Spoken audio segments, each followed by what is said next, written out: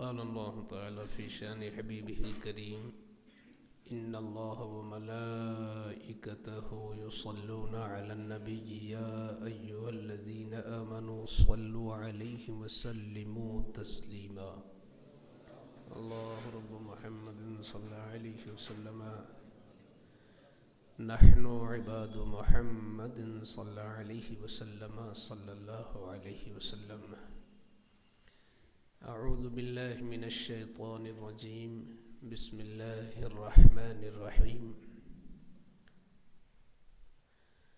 ألم تر إلى الذين خرجوا من ديارهم وهم ألوف حذر الموت فقال لهم الله موتوا ثم أحياهم إن الله لذو فضل على الناس ولكن أكثر الناس لا يشكرون وقاتلوا في سبيل الله واعلموا أن الله سميع عليم من ذا الذي يقرض الله قرضا حسنا فيضاعفه له أضعافا كثيرة والله يقبض ويبسط وإليه ترجعون آمنت بالله صدق اللہ العظیم۔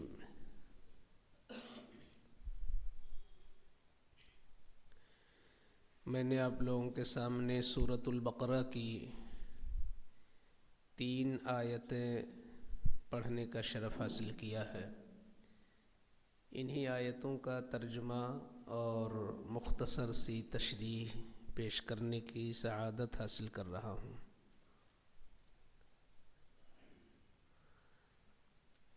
پہلی جو آیت ہے اس آیت کا شان نزول پہلے سماعت کر لیں۔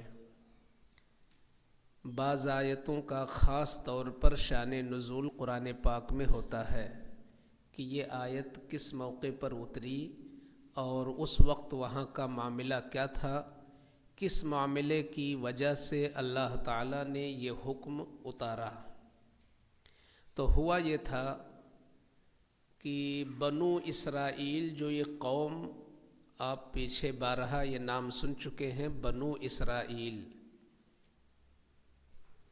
اسرائیل جو تھا وہ حضرت یعقوب علیہ السلام کا لقب تھا، نام تو ان کا یعقوب تھا۔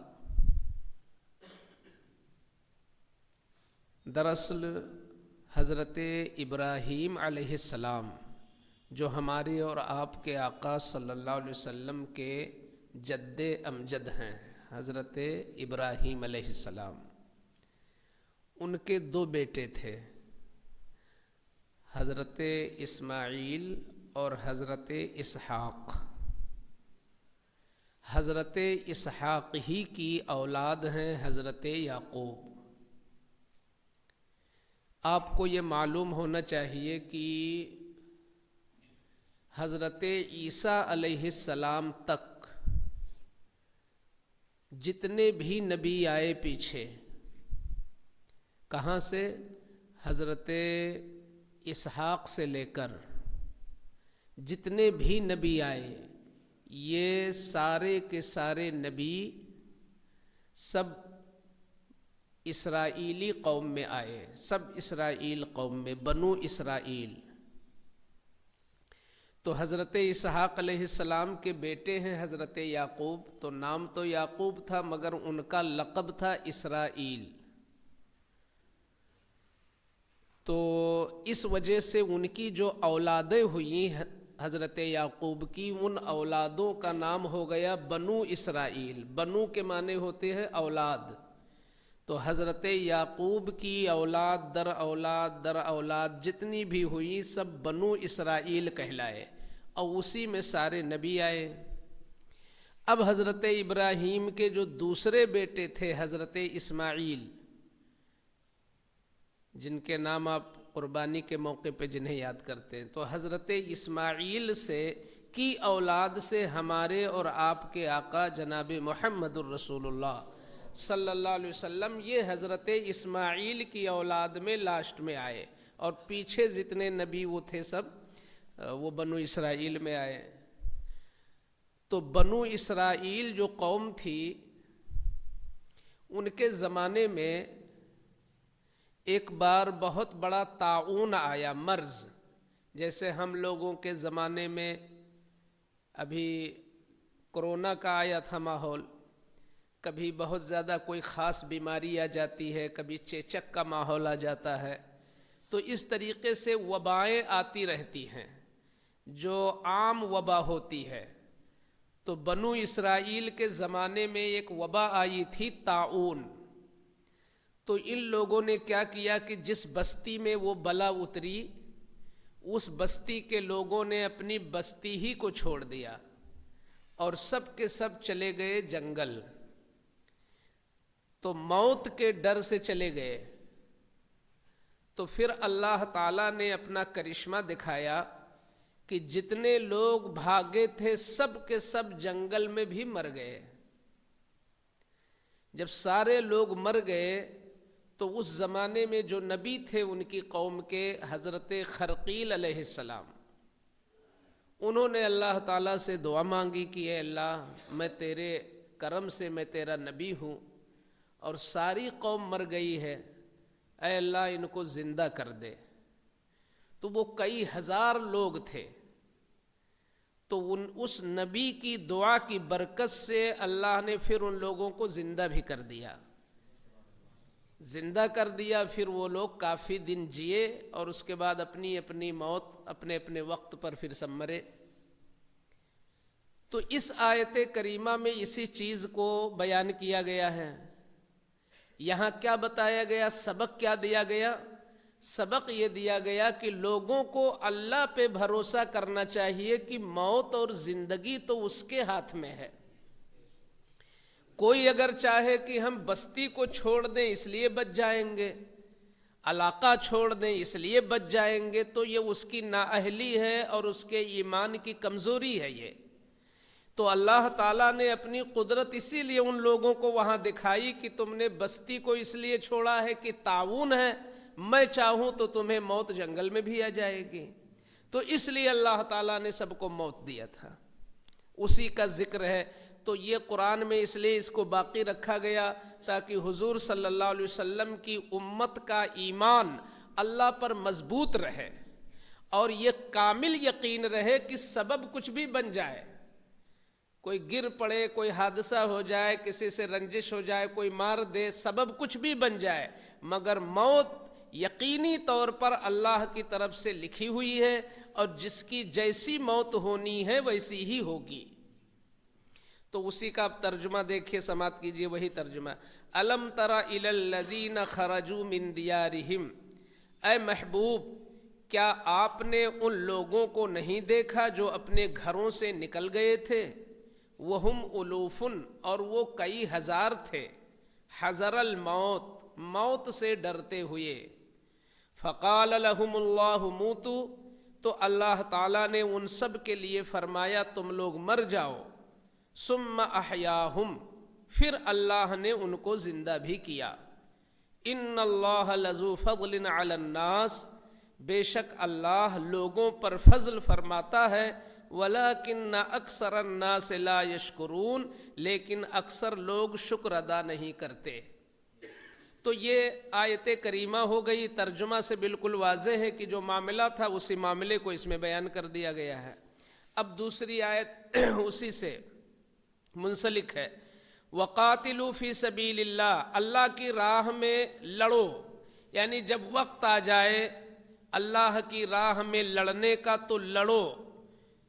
موت کے ڈر سے جہاد نہ کرنا یا جہاد میں نہ نکلنا یہ ایسے ہی ہے جیسے کہ بلاؤں کی وجہ سے بھاگنا، کہ بلاؤں کی وجہ سے بھاگنے والا جیسے نہیں بچ سکتا ہے، ایسے کوئی چاہے ہم جہاد میں نہ جائیں تاکہ بچ جائیں، یہ بھی نہیں ہو سکتا۔ موت لکھی ہوگی تو نہ جانے کے باوجود آپ مر سکتے ہیں، اور نہیں لکھی ہوگی تو جانے کے بعد بھی نہیں مریں گے۔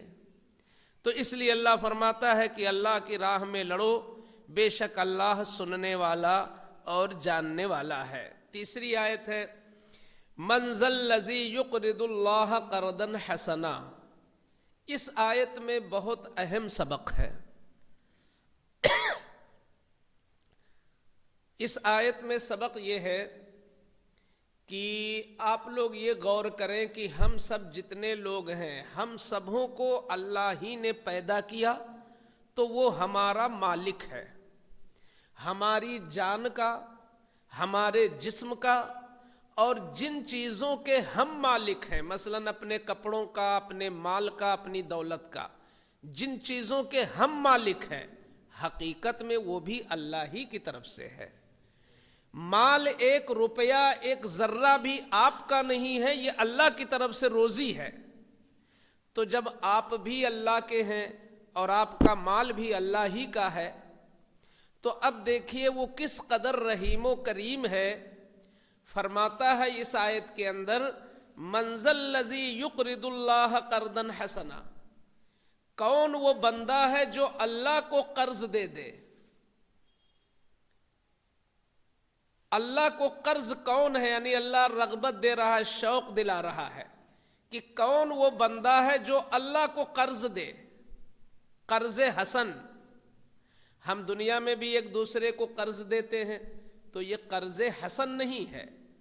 اللہ کو جو ہم قرضہ دیں گے وہ قرض حسن کہلائے گا۔ حسن مانے اچھا، عمدہ، قرض حسن۔ تو اللہ کو قرض کیسے دیں گے؟ آپ کو ایک بات معلوم ہونا چاہیے کہ ایک ہے چور ہمارا مال اٹھا لے گیا تو اب وہ مال ضائع ہو گیا، ہماری کوئی چیز گم ہو گئی وہ ضائع ہو گئی، بیماری میں ہمارا مال جو صرف ہو گیا چلا گیا۔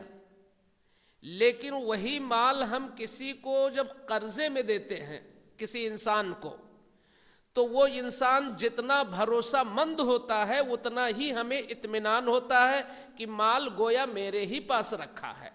ایسا ہوتا ہے کہ نہیں ہوتا ہے؟ آپ کے 2 لاکھ اگر گر جائیں تو آپ کا سکون ختم ہو جائے گا کہ میرے 2 لاکھ برباد ہو گئے۔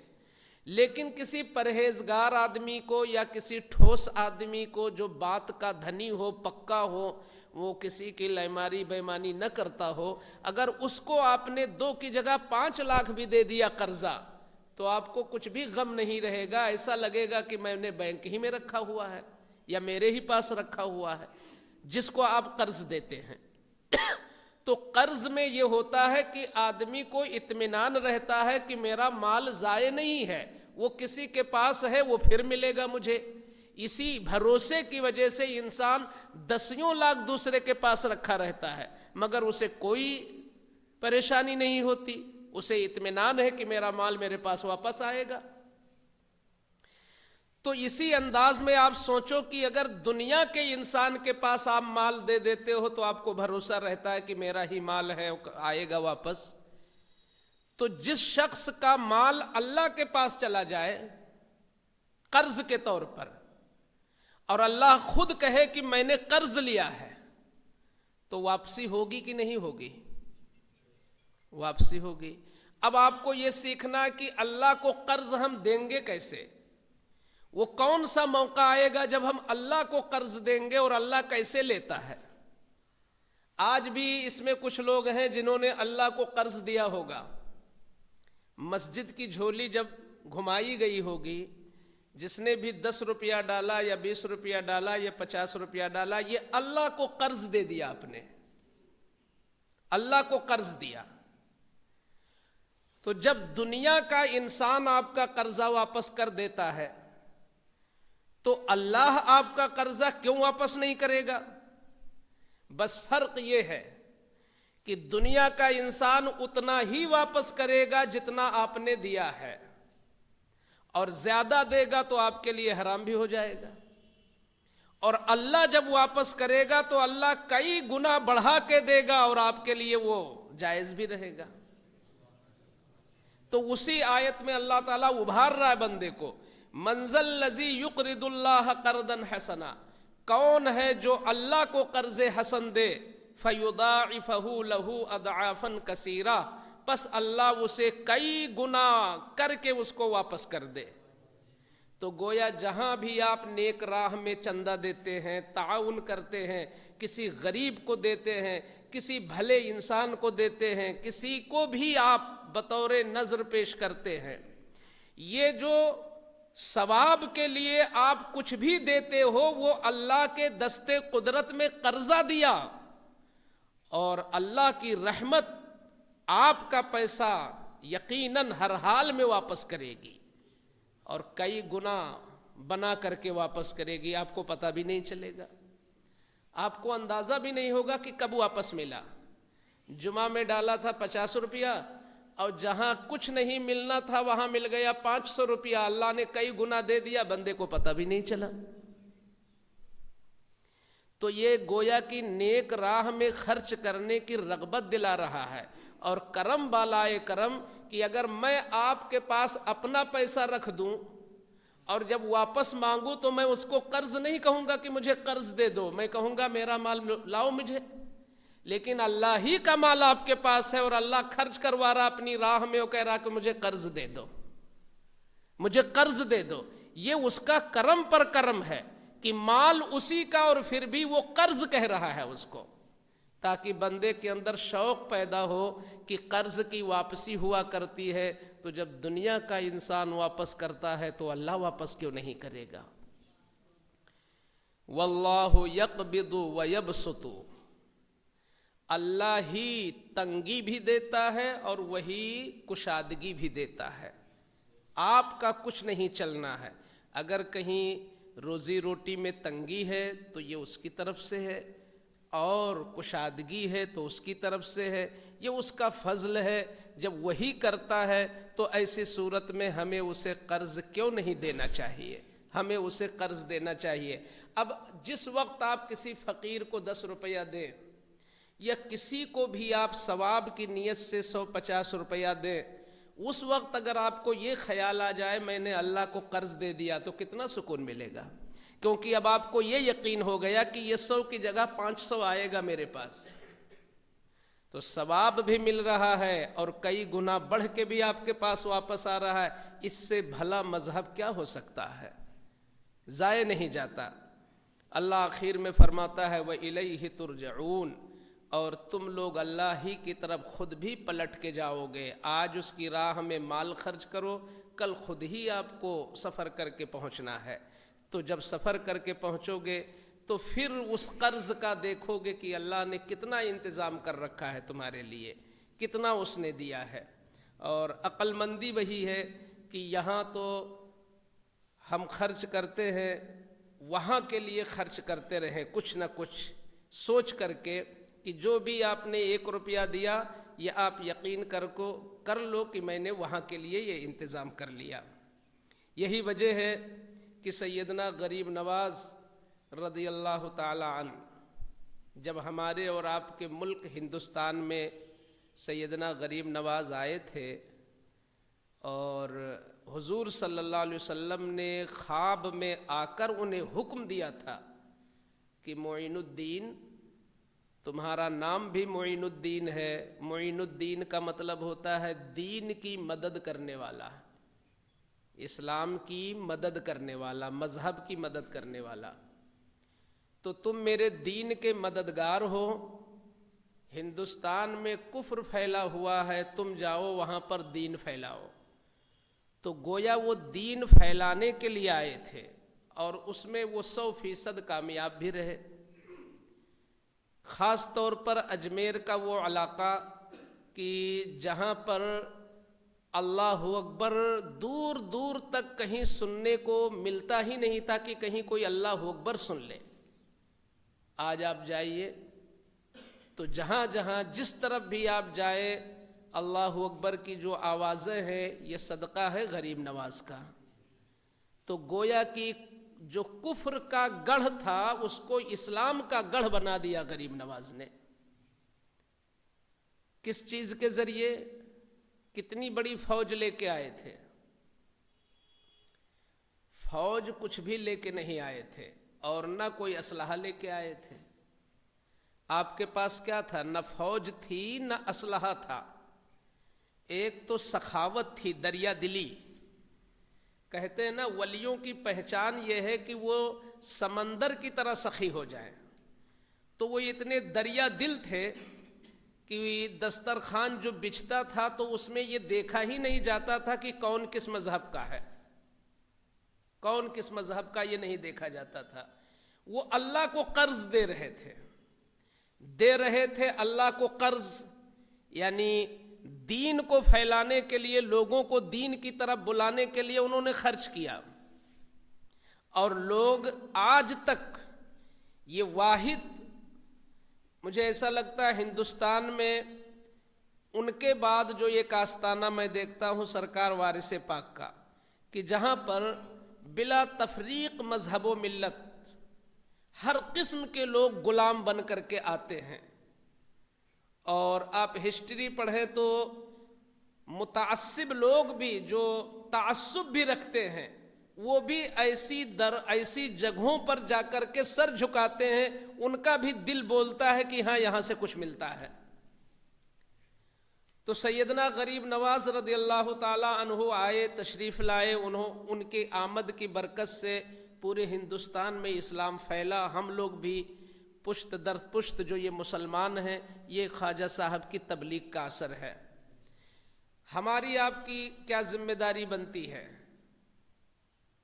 ایک بات صرف سنا کر کے اس درس کو مکمل کروں گا۔ سیدنا غریب نواز ایمان پھیلانے آئے تھے، حضور کا دین عام کرنے آئے تھے، ان کی آمد کی برکت سے ہمیں دین ملا، مگر یہ دین بچا کے رکھنا، اس کو سنبھال کے اب رکھنا، وہ تو دے کے چلے گئے، اس کو سنبھال کے رکھنا ہماری ذمہ داری ہے۔ یہ دین کیسے بچے گا؟ حضور کی حدیث ہے کہ ایمان اور کفر کے بیچ میں ایک دیوار ہے، اس دیوار کا نام ہے نماز۔ اگر نماز ہٹ گئی بیچ سے تو کس دن مومن کافر ہو جائے کوئی ٹھکانہ نہیں۔ حجاب دونوں میں جو پردہ ہے وہ نماز ہے، یہ حدیث میں ہے۔ ایمان اور کفر کے بیچ میں ایک ہی ذریعہ ہے کہ مومن رہے، کافر ادھر رہے، لیکن اگر مومن نے بیچ سے نماز کو ہٹا دیا تو وہ کس دن اسی میں مل جائے اس کا کوئی بھروسہ نہیں، کوئی ٹھکانہ نہیں۔ اس کے ایمان کا خطرہ ہر وقت لگا رہے گا جو نمازی نہیں ہوگا۔ دوسری چیز، یہ جو نماز ہے اس کی مثال حضور نے یہ دیا ہے کہ یہ ستون ہے دین کا۔ جو دین خواجہ صاحب ہندوستانیوں کو دینے آئے اور دے کے چلے گئے، اس دین کو کے لیے ستون کی جگہ ہے نماز۔ جس دن آپ نے نماز کا دامن چھوڑا تو آپ کا دین ڈہ جائے گا، گر جائے گا۔ جیسے یہ پلر لگے ہیں، ستون لگے ہیں، اگر سارے پلر اور ستون کو ہٹا دیا جائے تو یہ عمارت گر جائے گی۔ ایسے ہی آپ کا جو دین ہے، عقیدہ ہے، وہ ہے عمارت، اور نماز اس کے لیے پلر ہے۔ اگر بندہ نمازی نہیں ہے تو کب اس کا دین چلا جائے اس کے ہاتھ سے کچھ نہیں کہا جا سکتا۔ یہی وجہ ہے کہ غریب نواز فرماتے ہیں کہ میں اجمیر پہنچنے سے پہلے بغداد کے علاقے میں ایک بزرگ کو دیکھا جو اس قدر رو رہے تھے کہ روتے روتے ان کی آنکھیں اندر چلی گئی تھی، اور بھوک برداشت کرتے کرتے ان کا بدن بالکل گل گیا تھا، جسم میں ہڈی اور چمڑے کے سوا کچھ نہیں تھا۔ خواجہ غریب نواز فرماتے ہیں میں قریب گیا، میں نے قریب جا کے پوچھا کہ اے اللہ کے ولی، یہ تیری اتنی بری حالت کیوں ہے؟ تمہارے بدن میں تو کچھ بھی گوشت نہیں ہے۔ تو انہوں نے کہا سنو، مجھے صرف ایک غم مارے ڈال رہا ہے، ایک غم، وہ یہ ہے کہ میں نماز تو پڑھتا ہوں مگر مجھ کو یہ صدمہ ہے کہ نماز اتنی کٹھن چیز ہے، اتنی اعلیٰ چیز ہے، اللہ کی عبادت، اس کے نہ جانے کتنے آداب ہوتے ہیں، شرائط ہیں، اس میں نہ جانے کتنے فرض ہیں، واجب ہیں، سنت ہے، مستحب ہے، ہم سے نہ جانے کیا اس میں چھوٹ جاتا ہو۔ اور کوشش تو یہ ہوتی ہے کہ میں مکمل رعایت کروں، لیکن ممکن ہے اللہ کی عبادت ہے، کوئی ورزش نہیں ہے، یہ نہ جانے کیا مجھ سے چھوٹ جاتا ہو تو میری نماز قبول نہ ہوتی ہو، اور جب نماز قبول نہیں ہوگی تو نماز ہی تو ستون ہے، جب ستون نہیں تو دین نہیں، اور جب دین نہیں تو پھر ایسی صورت میں انسان جہنمی ہوگا. تو میں اسی خوف سے صرف رو رہا ہوں کہ نہ جانے نماز میں میری کیا کمی رہ جاتی ہو. یہ غریب نواز نے اپنے مریدوں کو بتایا. آپ بتائیے غریب نواز نے اپنے مریدوں کو یہ واقعہ کیوں سنایا تھا؟ مقصد کیا تھا؟ مقصد یہ تھا کہ میرے مرید چوکنے ہو جائیں کہ ایک نمازی انسان نماز پڑھ رہا ہے پھر بھی اس خوف سے رو رہا ہے کہ نہ جانے کون سی کمی نہ رہ جاتی ہو. اور جو لوگ پڑھتے ہی نہیں ان کا کیا حشر ہوگا؟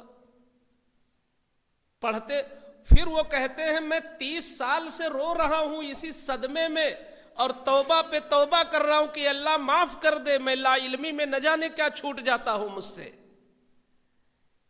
یہاں تو ہمیں خیال بھی نہیں آتا کہ میں جو نماز پڑھتا ہوں اس میں کوئی کمی تو نہیں رہ جاتی ہے. ایسا لگتا ہے کہ جیسے ہمیں پورا یقین ہے کہ جیسے بھی پڑھوں گا تو یہ تو اللہ کو قبول کرنا ہی ہے.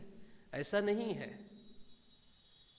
ہماری آپ کی ذمہ داری ہے کہ ہر دن ہم غور کریں میری نماز میں کہیں سے کوئی کمی تو نہیں ہے. ظاہری کمی، باطنی کمی. پہلے ظاہری کمی کو دور کریں.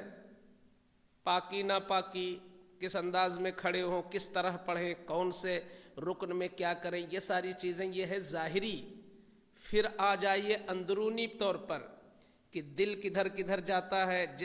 دل بہت جاتا ہے تو اس کو کھینچ کھینچ کر کے نماز میں قائم رکھنے کی کوشش کریں. ہر وقت یہ سوچتے رہیں، رکوع میں جائیں، سجدے میں جائیں یا کسی چیز میں جائیں، ہر وقت یہ یاد رکھیں حضور بھی یہ پڑھتے تھے، حضور بھی ایسا کرتے تھے، اللہ مجھے دیکھ رہا ہے، اللہ مجھے دیکھ رہا ہے. تو جب ہر وقت یہ خیال سوار رہے گا اللہ مجھے دیکھ رہا ہے تو آپ کا دل مارکیٹ میں نہیں جائے گا. حساب کتاب آپ نہیں لگائیں گے، جوڑ گھٹاؤ نہیں کریں گے. ورنہ کسی دن کوئی کشف والا بزرگ آ گیا تو نیت چھوڑ کے بھاگ جائے گا. جیسے کہ سیدنا حاجی وارث علی شاہ رحمۃ اللہ تعالیٰ علیہ کا واقعہ ہے کہ آپ نماز تو پڑھتے نہیں تھے کسی کے پیچھے، جلدی کسی کے پیچھے نہیں پڑھتے تھے. تو حضرت اپنے طور پر پڑھ لیتے تھے مگر لوگوں نے مشہور کر دیا کہ حضرت نماز ہی نہیں پڑھتے ہیں. تو پھر ایک دن امام صاحب کے پیچھے چلے گئے اور جیسے ہی سلام پھیرا تو حضرت کھڑے ہو گئے جلال میں اور کہتے تم تو جوان ہو، میں بوڑھا ہوں، تم نے مجھے کیوں تھکا ڈالا اتنا؟ تو امام صاحب لرز گئے کہ حضرت کیا ہوا؟ تو کہتے ہیں کہ بھائی بوڑھا آدمی پیچھے ہے تو اس کا لحاظ رکھنا چاہیے آپ کو. مقتدی میں کیسے کیسے لوگ ہیں، تم نے تو اتنا تھکا ڈالا کہ پاؤں سب سوج گئے ہمارے. تو امام صاحب نے پوچھا کیا ہوا؟ تو حضرت وارث پاک نے کہا تم نے جیسے نیت باندھی تو میں نے بھی باندھ لیا اور میں نے کہہ دیا پیچھے اس امام کے. اب تم نے نیت باندھا، قدم تو تمہارے مصلے پہ تھے مگر فوراً تم دودھ لینے چلے گئے. تم دودھ لینے گئے تو پیچھے پیچھے میں بھی گیا کسی طرح، اب دودھ لے کے پھر تم بریٹ لینے چلے گئے. تو اس طریقے سے پوری نماز میں تم گھر کا کام کرتے رہے، میں بھی پیچھے پیچھے دوڑتا رہا. گویا وہ یہ کہنا چاہتے تھے کہ تم بظاہر تو مصلے پہ تھے مگر تمہارا دل گھوم رہا تھا چاروں طرف. تو یہ اللہ والے ہوتے ہیں جن کی نگاہ دلوں پر بھی ہوتی ہے. تو وہ بعد کی منزل ہے، پہلے ہم اپنا ظاہر والا تو سواریں تو اب اس کے بعد پھر باطن والے پر. اس طرح ہماری زندگی پوری مکمل ہو جائے گی، ہم نماز ہی کا حق مکمل نہیں ادا کر سکیں گے. اس لیے کبھی انتہا نہ کرو کہ اب تو ہو گیا، میں نے سیکھ لیا 4 سورت ہو گئی اور یہ تحیات ہے، یہ والی دعا ہے، کنفرم ہے اسی پہ. ایسا کچھ نہیں. ہر دن آگے بڑھیں، ہر دن آگے بڑھیں. بلکہ ہو سکے تو کسی دن 2 رکعت آپ چیک کرا لیں، کسی کو بیٹھا لے جانکار کو اور کہیں کہ میں 2 رکعت پڑھتا ہوں اور شروع سے لے کر دیکھ لو آخر تک میں کیا کیا کرتا ہوں. تو وہ سب چیک کر لے گا کہ آپ کی انگلیاں کتنی لگتی ہیں، قدموں کے بیچ میں جگہ کتنا ہے، آپ کہیں ہلتے جلتے تو نہیں بہت زیادہ، یا کہیں بار بار کھجلاتے تو نہیں ہیں، یہ تمام چیزیں، یا قدم آگے پیچھے تو نہیں ہو جاتے ہیں، پہلے کھڑے ہوئے تھے وہاں پھر 1-2 انگل ادھر ادھر ہو گئے، یہ سب تو نہیں ہوتا. یہ ساری چیزیں آپ چیک کرا لیں تاکہ آپ کی محنت کارآمد ہو. وہ کیسے بزرگ تھے کہ رو رہے تھے 30 سال سے کہ کمی نہ رہ جاتی ہو، ہمیں خیال تک نہیں آتا کہ کمی رہتی ہے. اس لیے سیدنا غریب نواز کی دیگ بنانا یا ٹکٹ کٹا کے اجمیر چلے جانا یہ کمال نہیں ہے، ان کا جو دیا ہوا پیغام ہے اس کو سینے سے لگا کے رکھنا یہ مین ہوتا ہے۔ اللہ تعالی ہمیں اور آپ کو بزرگوں کی صحبت عطا فرمائے، ان کے فیضان سے ہمارے ایمان میں مضبوطی عطا فرمائے۔ بسم اللہ الرحمن الرحیم، صلی اللہ علی النبی علیہ صلی اللہ تعالی علیہ وسلم۔ یا ارحم الراحمین یا ارحم الراحمین یا ارحم الراحمین، جن لوگوں نے اس درس میں شرکت کی ہے اللہ سب کی شرکت کو قبول فرما لے۔ یا اللہ کریم، اس میں کوئی لفظ کوئی کلمہ تجھے پسند آیا ہو تو اس کے صدقے میں یا اللہ سب کی شرکت کو قبول فرما، اور ہمارے لیے اس کو آخرت کے لیے اجر بنا دے۔ یا اللہ کریم، آخرت کا توشہ بنا دے۔ اے میرے مولا کریم، ہماری زندگی کا ہر دن پچھلے دن سے بہتر بنا دے۔ یا اللہ کریم، ہمیں دنیا میں بھی خوشحالی عطا فرما اور آخرت میں اس سے بھی زیادہ خوشحالی عطا فرما۔ وصلی اللہ تعالی علی خیر خلقہ وعلی آلہ واصحابہ اجمعین برحمتک یا ارحم الراحمین بحق لا الہ الا اللہ محمد۔